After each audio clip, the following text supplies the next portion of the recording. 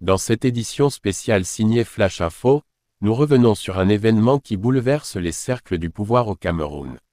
Le président du Sénat, Marcel Niani Fenji, dauphin constitutionnel du président Paul Biya, n'a pas pris part à la session parlementaire de novembre 2025.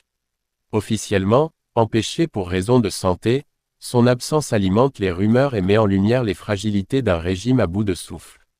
Découvrez dans cette analyse complète. Pourquoi l'absence de Marcel Niani Fenji inquiète jusqu'au sommet de l'État? Comment le Sénat tente de sauver les apparences sous la direction d'Aboubakari Abdoulaye? Les conséquences politiques et symboliques pour la stabilité du régime Biya. Ce que cela révèle sur la succession et les tensions internes au pouvoir. Et enfin, les réactions du peuple, de l'opposition et de la communauté internationale. Présenté par Flash Info, la chaîne qui décrypte sans filtre les grandes affaires politiques du Cameroun et d'Afrique. Abonnez-vous, partagez, et restez connectés, la vérité ne s'arrête jamais à la version officielle. Au Cameroun, la République tremble sur ses fondations. Le président du Sénat, Marcel Niani Fenji, dauphin constitutionnel de Paul Biya, est introuvable. Son absence, dans un moment politique déjà explosif, réveille toutes les peurs. Celle du vide du pouvoir, de la succession incertaine, et d'un régime à bout de souffle. Derrière le silence officiel, les tensions montent, les rumeurs s'amplifient, et la rue s'interroge. Que se passe-t-il réellement au sommet de l'État? Le choc institutionnel, un silence qui fait du bruit. Yaoundé, novembre 2025. Le soleil tape fort sur les façades vieillissantes du Palais des Congrès. Dans les couloirs du Sénat, les visages sont fermés, les murmures insistants. Un grand absent plane sur l'ouverture de la session parlementaire, Marcel Niani Fenji, le président du Sénat, numéro 2 du protocole d'État, dauphin constitutionnel de Paul Biya, est introuvable. L'image est forte, presque surréaliste, un régime vieux de plus de 4 décennies ouvre sa session sans celui qui, en cas de vacance du pouvoir, est censé tenir la barre de la République. Le Cameroun découvre un vide, non pas symbolique, mais constitutionnellement explosif. Les officiels tentent de garder contenance. Le vice-président du Sénat, Aboubakari Abdoulaye, prend place au perchoir, l'air grave, le ton solennel. Il lit un discours préparé, calibré, sans émotion apparente. Mais derrière les phrases polissées, une angoisse sourde traverse les bancs. Plus grand que, si le dauphin constitutionnel est malade, affaibli, absent, alors, qui tient encore la maison Cameroun? Ce lundi-là, ce n'est pas seulement une session parlementaire qui s'ouvre. C'est une brèche dans la façade de stabilité qu'affiche le régime Biya depuis des décennies. Une absence, une seule, suffit à révéler les fissures d'un édifice institutionnel déjà fragilisé par le temps, les luttes internes et la fatigue du pouvoir. La scène est d'autant plus symbolique que, selon la constitution camerounaise, le président du Sénat est le successeur direct du chef de l'État en cas de vacance du pouvoir. Son absence n'est donc pas anodine, elle questionne la continuité de l'État, l'organisation de la succession, et la crédibilité du pouvoir face à une opinion publique de plus en plus méfiante. Les réseaux sociaux s'enflamment. Plus grand que, où est passé Niani Fenji? Est-il malade, mort, écarté? Les spéculations fuient. Le mot « panique » circule déjà dans certains milieux politiques. Le silence officiel, lui, ne fait que renforcer les soupçons. Un Sénat sans son président, le symbole d'un pouvoir affaibli. L'absence de Marcel Niani Fenji dépasse le simple cadre protocolaire. Elle devient un symbole d'un régime en fin de cycle, où chaque absence, chaque rumeur, chaque tout d'un haut responsable déclenche des ondes de choc. À 90 ans passés, l'homme n'est plus apparu publiquement depuis plusieurs mois. Ces dernières photos, diffusées avec prudence par les médias d'État, montraient déjà un dirigeant affaibli, fatigué, presque éteint. Mais tant qu'il apparaissait, même brièvement, le mythe de la continuité tenait encore debout. Aujourd'hui, ce silence prolongé fait trembler la pyramide du pouvoir. Le Cameroun est habitué au secret autour de la santé de ses dirigeants. Paul Biya lui-même, 92 ans, a fait de la discrétion médicale un art d'État. Mais voir le dauphin constitutionnel disparaître à son tour du radar, dans un contexte de post-élection contestée, a tout d'une alerte rouge au sommet de l'État. Le vice-président du Sénat, Aboubakari Abdoulaye, a beau assurer l'intérim, il ne dispose ni de la légitimité politique, ni du poids symbolique de Nia. Le contraste entre les deux hommes est saisissant. D'un côté, Nia, pilier du régime, fidèle de la première heure, garant de la stabilité constitutionnelle. De l'autre, un homme discret, loyal mais politiquement effacé, à qui on confie temporairement le navire dans la tempête. Pour beaucoup d'observateurs, cette absence met en lumière la vulnérabilité du système Biya, un système bâti sur des équilibres fragiles et des figures vieillissantes. Le Sénat, censé incarner la sagesse et la stabilité, devient à son tour le miroir d'un pouvoir usé, épuisé, et sans relève visible. La panique dans la République, ce n'est pas seulement la peur d'un vide institutionnel. C'est aussi la prise de conscience collective que le régime Biya, qui a toujours reposé sur une structure pyramidale figée, n'a plus de fondation solide. Les diplomates étrangers à Yaoundé observent la situation avec inquiétude. Les chancelleries occidentales ont déjà commencé à interroger discrètement leurs contacts sur l'état de santé réel des autorités camerounaises. Une source diplomatique confie même, plus grand que ce genre de vide, dans un pays où tout dépend d'un homme, peut très vite devenir un problème de sécurité nationale. La santé des dirigeants, un secret d'État devenu bombe politique. Au Cameroun, la santé des dirigeants est un tabou d'État. On n'en parle pas, on n'en plaisante pas, on n'en informe surtout pas le peuple. Tout est classé, verrouillé, dissimulé derrière les murs du pouvoir. Mais en 2025, ce silence a fini par exploser. L'absence prolongée de Marcel Niani Fenji, président du Sénat, n'est pas un simple incident de calendrier.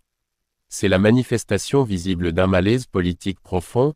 Le pays est dirigé par une génération épuisée, affaiblie, mais maintenue artificiellement au pouvoir pour préserver une continuité qui n'existe plus que sur le papier. Depuis plusieurs mois, les rumeurs circulaient déjà. Hospitalisation à Genève, évacuation sanitaire à Paris, coma, voire décès tenus secrets. Rien d'officiel, bien sûr, mais le silence des autorités a confirmé les pires soupçons. Les médias d'État, eux, restent figés dans leur ligne classique. Parler de stabilité, évoquer la sagesse des institutions, éviter soigneusement le nom de Nia. Ce silence en dit long sur la peur du vide, car au Cameroun, chaque absence de haut responsable est perçue comme une faille dans le système. Le cas Nia rappelle celui de plusieurs barons du régime, disparus de la scène publique sans jamais qu'une explication claire soit donnée.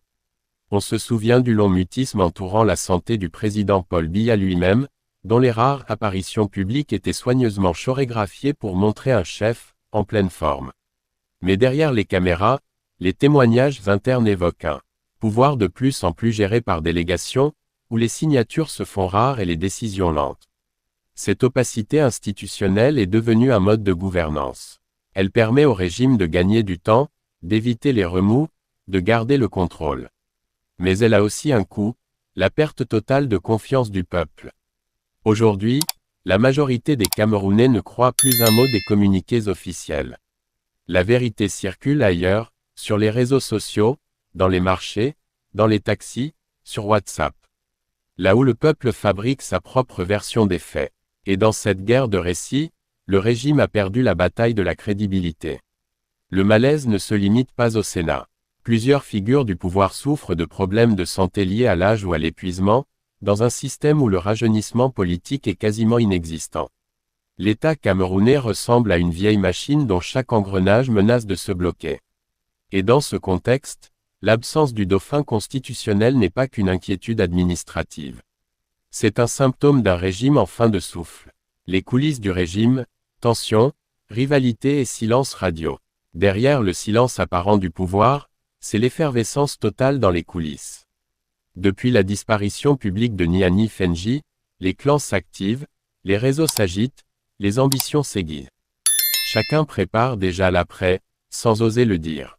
Les proches du président Paul Biya cherchent à contrôler la narration, à calmer les ardeurs, à afficher une stabilité de façade. Mais en réalité, la panique s'est installée dans le premier cercle. Car si le président du Sénat, dauphin constitutionnel, n'est plus en mesure d'assurer son rôle, c'est toute la mécanique de succession qui vacille. Au palais d'Etoudi, on parle désormais à voix basse. Certains ministres évitent de se prononcer publiquement, d'autres multiplient les signes de loyauté. Mais dans les salons feutrés de Yaoundé, les hypothèses circulent. Qui pour remplacer Nia, et surtout, qui pourrait réellement assurer la continuité du pouvoir si le président venait à s'absenter lui aussi. Les noms fusent, Ferdinand Ngo, Joseph Dione Gut, Aboubakari Abdoulaye. Mais aucun ne fait consensus. Tous sont prisonniers des rivalités internes qui minent le régime depuis des années. Les uns incarnent la vieille garde, les autres les technocrates dociles, sans véritable base populaire. Les militaires, eux, observent en silence. Mais dans les casernes, les discussions se multiplient. L'absence prolongée du président du Sénat, combinée à la fragilité du chef de l'État, fait planer l'ombre d'un scénario redouté. Plus grand que, et si le pouvoir devenait vacant, qui garantirait la stabilité. Le régime Biya a toujours fonctionné sur un équilibre subtil, diviser pour régner, geler les ambitions, maintenir le flou. Mais en 2025, le flou s'épaissit au point de devenir dangereux. Les institutions, autrefois solides sur le papier, apparaissent désormais comme des coquilles vides, dépendantes de quelques individus vieillissants. Dans ce chaos feutré, certains au sein du pouvoir rêvent d'un plan B. Désigner un intérimaire fort, préparer une succession douce, préserver les apparences de stabilité. Mais le problème est plus profond. Le régime n'a jamais préparé la transition. Tout repose encore sur la figure du chef, sur le culte de la continuité, sur le refus d'admettre la fin d'un cycle. Résultat, à la moindre secousse, tout tremble. Et l'absence de Niani Fenji, pourtant prévue par les textes comme temporaire, agit comme un test de résistance. Les observateurs politiques, les diplomates, les analystes le savent. Plus grand que, quand un régime doit cacher la santé de ses dirigeants pour rassurer le peuple, c'est qu'il a déjà perdu le contrôle. La session parlementaire de novembre, entre formalisme et crise de légitimité. La session parlementaire de novembre 2025 aurait pu être une simple formalité. Mais cette année, elle se déroule dans une atmosphère étrangement tendue, presque irréelle. Dans l'hémicycle du Sénat, les visages sont fermés, les discussions prudentes, les caméras soigneusement cadrées. Car derrière le protocole et les discours, une réalité embarrassante s'impose. Le président du Sénat, Marcel Niani Fenji, n'est pas là. C'est le vice-président, Aboubakari Abdoulaye, qui a ouvert la session. Il l'a fait avec calme, maîtrise et respect des textes. Mais ce geste, en apparence administratif, symbolise un tournant politique. Le dauphin constitutionnel de Paul Biya, censé être le garant de la continuité institutionnelle, est invisible. Et cette invisibilité pèse comme un aveu. Les sénateurs présents savent qu'ils assistent à une séance historique, mais ils n'osent pas le dire. Les caméras de la CRTV montrent un Sénat, fonctionnel, mais l'absence du chef laisse un vide impossible à combler. Chaque mot, chaque phrase prononcée par Aboubakari Abdoulaye est scrutée, analysée, disséquée. Dans les couloirs, les murmures fuient. Plus grand que, Nia reviendra-t-il? Est-il encore en mesure d'assurer son rôle? Officiellement, la session doit aborder des thèmes économiques et sociaux. La crise post-électorale, les tensions sociales, la situation économique fragile. Mais le cœur du problème est ailleurs. La légitimité de ceux qui siègent encore. Car beaucoup de parlementaires ont été élus dans un climat contesté, marqué par des accusations de fraude massive et de violence politique. Cette session, censée symboliser la stabilité, met au contraire en lumière la fragilité du système. Le contraste est saisissant. À l'intérieur, les discours vantent la continuité des institutions. À l'extérieur, la rue gronde, les jeunes manifestent, les voix s'élèvent. Le peuple ne croit plus aux institutions qu'il ne reconnaît plus. Les réseaux sociaux amplifient le fossé, pendant que les caméras d'État montrent un Sénat uni, Internet montre un régime déconnecté de la réalité nationale. Et dans ce décalage s'installe une crise de légitimité. Les institutions continuent de fonctionner, mais sans conviction. Les dirigeants parlent, mais personne n'écoute. Le pouvoir existe encore, mais le respect qu'il inspirait autrefois s'est évaporé. Cette session parlementaire devient alors une mise en scène, un décor pour masquer le vide. Un pays où l'apparence de normalité remplace la réalité du pouvoir. Mais derrière les drapeaux, les hymnes et les discours officiels, un constat s'impose. Plus grand que le Cameroun fonctionne, oui, mais en pilotage automatique. Aboubakary Abdoulaye, l'homme qui remplace l'ombre.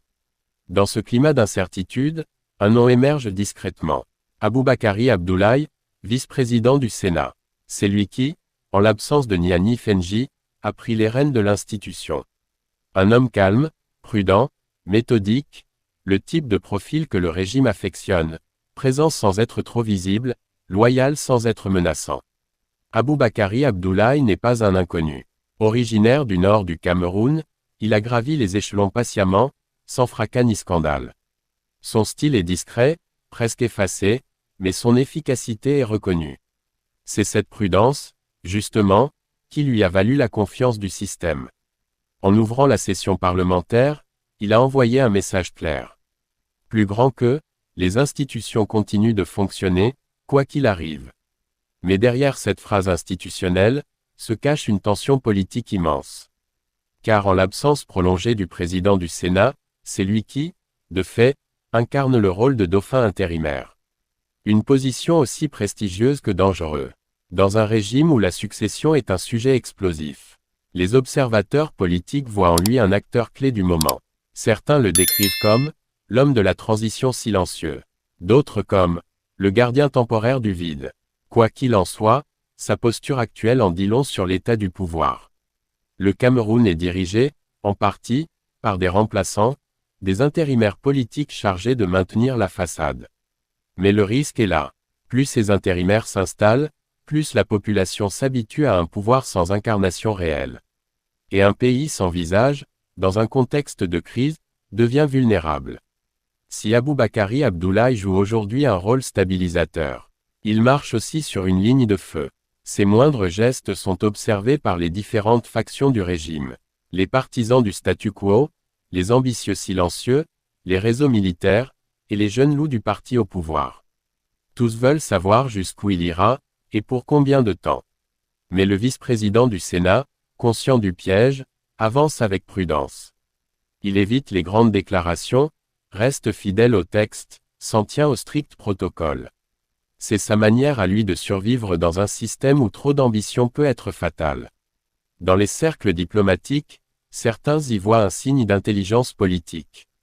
C'est peut-être le seul capable de maintenir un semblant d'équilibre en attendant la suite. D'autres, au contraire, y voient la marque d'un pouvoir épuisé, où les figures de transition remplacent les véritables leaders. Quoi qu'il en soit, Aboubakary Abdoulaye est désormais au centre du jeu. Non pas par volonté, mais par nécessité. Et dans un Cameroun où chaque absence devient une rumeur, chaque silence devient une arme, il devra jouer son rôle avec un seul mot d'ordre. Tenir, sans trop briller. Les signes d'un régime à bout de souffle. Ce qui se joue au Cameroun depuis plusieurs mois dépasse largement la simple absence d'un président du Sénat. C'est le symptôme d'un système politique qui s'épuise, d'un régime qui tient encore debout par inertie, mais dont les fondations se fissurent lentement. Depuis plus de 40 ans, le Cameroun vit au rythme d'un pouvoir centralisé autour d'un seul homme, Paul Biya. Sous sa présidence, l'État a survécu à des crises économiques, à des tensions sociales, à des rébellions internes. Mais aujourd'hui, ce n'est plus la force du pouvoir qui impressionne, c'est sa fatigue. Les institutions, censées incarner la continuité, montrent leurs limites. Les ministres, sénateurs et gouverneurs s'activent, mais leurs actions manquent de souffle. Le pays avance, mais sans direction claire. Et dans les coulisses, l'inquiétude grandit. Plus grand que qui assurera la relève. Quelle vision guidera le Cameroun après Biya? Et surtout, que deviendra le pays si la succession n'est pas préparée? L'absence prolongée de Marcel Niani Fenji n'est qu'un signal de plus. Le dauphin constitutionnel du président de la République, censé garantir la transition en cas de vacance du pouvoir, n'est plus en mesure d'exercer. Le peuple le sait, le pouvoir le tait. Mais le silence, dans ce contexte, ne rassure plus personne. Sur le terrain, les signes de déséquilibre se multiplient. Les fonctionnaires travaillent avec incertitude, les gouverneurs appliquent les ordres avec prudence, les chefs traditionnels se désolidarisent petit à petit des décisions du régime. Le climat politique est devenu une zone grise. Personne ne veut agir sans l'aval du sommet, mais le sommet, lui, ne répond plus. Les manifestations populaires, bien que souvent réprimées, traduisent cette frustration. Le peuple veut du changement, mais ne voit pas d'alternative claire. Les partis d'opposition tentent de capitaliser sur cette situation, mais, eux aussi souffrent d'un manque de structuration.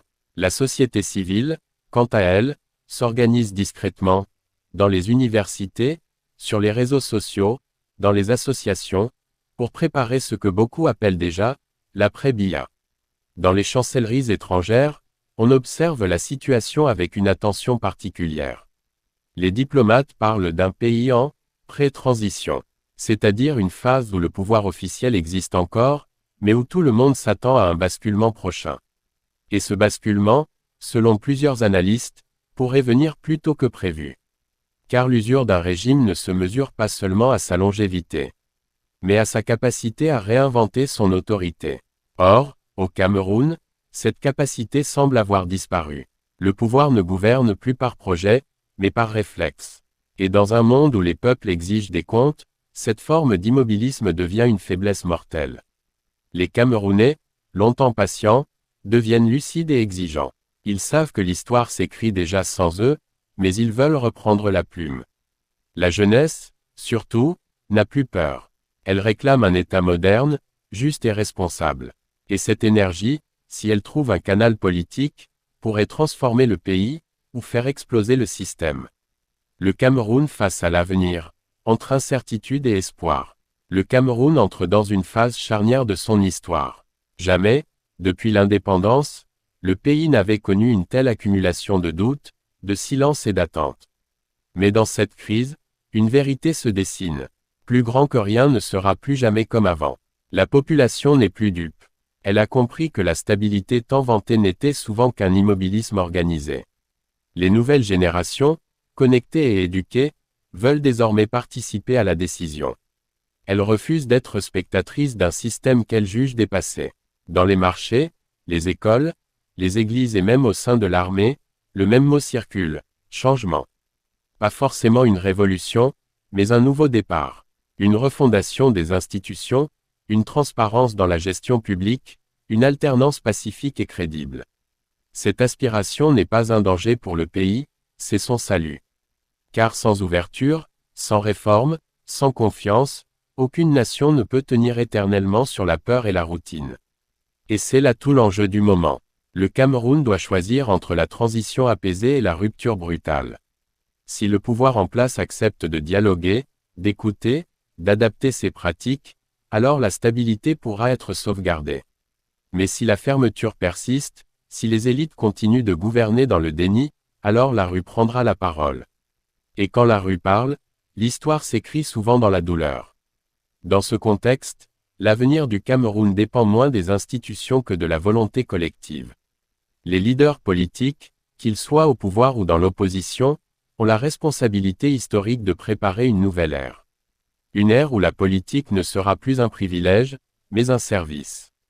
Où le citoyen sera au centre, non plus à la marge. Et où le mot « République » retrouvera enfin son sens. Le pays est à un carrefour, entre la peur du changement et la promesse d'un renouveau. Mais une chose est sûre, le peuple camerounais, longtemps silencieux, ne se taira plus. Et cette fois, c'est le pouvoir qui devra écouter. Conclusion générale, Flash Info. Plus grand que le Cameroun vit une période de vérité. L'absence de Marcel Niani Fenji révèle bien plus qu'un vide institutionnel. Elle dévoile un système qui cherche à survivre à lui-même. Mais dans chaque fin de cycle se cache une naissance. Et peut-être que, dans le silence de ce Sénat sans président, c'est déjà le Cameroun de demain qui murmure.